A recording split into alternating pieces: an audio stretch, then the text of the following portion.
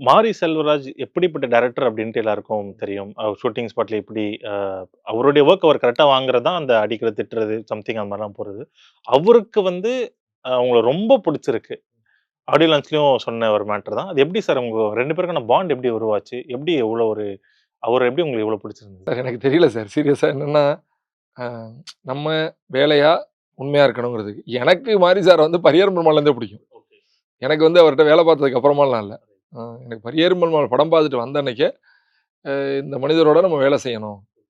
அப்படின்னு சில பேரோட மட்டும் தான். ஏன்னா நான் அடிக்கடி சொல்லுவேன், ஆரம்பத்தில யாரோட உங்களுக்கு வேலை செய்ய ரொம்ப இஷ்டம்னு கேட்டா, பரியேறும் பெருமாள் மாரி செல்வராஜ் சார் கூட வேலை செய்யணும். அப்புறம் மேற்கு தொடர்ச்சி மலை லெனின் ஆமா. இவங்க கூட வேலை செய்யணுங்கிறது ஆசைன்னு சொல்லி சொல்லுவேன். ஏன்னா சார், இந்த சமூகத்தில வந்து ரொம்ப கீழ்நிலையில இருக்கிற மனிதர்கள் இருக்காங்க இல்லையா?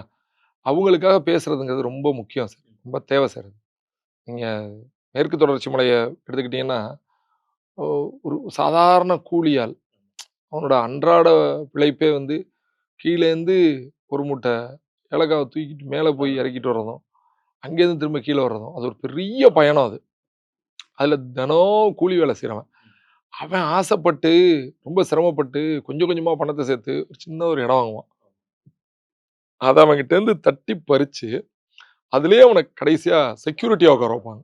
என்ன கிளைமாக்ஸ். அத யோசிச்சு பாருங்களேன்.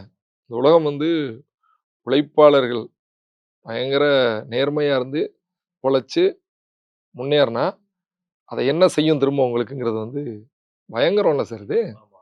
அத புரிஞ்சுக்கணும் சார். அத புரிஞ்சுகிட்டு டிராவல் பண்ண வேண்டிய கட்டாயம் இருக்குங்க. ஸோ அந்த மாரி இயக்குனர்கள் ரொம்ப பிடிக்கும் சார்.